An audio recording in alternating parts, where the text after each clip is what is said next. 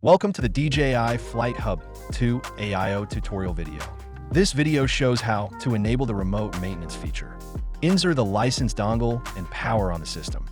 In the address bar of a web browser, enter 192.168.1.1:30888 or fao.net 30888 to access the home screen of the DJI FlightHub 2 AIO. If the DJI FlightHub 2 AIO experiences a fault that cannot be resolved locally, click Remote Maintenance to open the configuration page.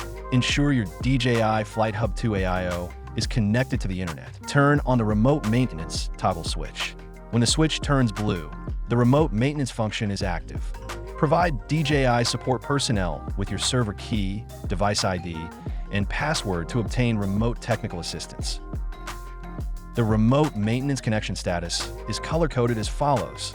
Gray indicates not connected, blue indicates connecting, and green indicates connected. After maintenance is complete, turn off the remote maintenance toggle switch to close the remote connection. Thank you for watching.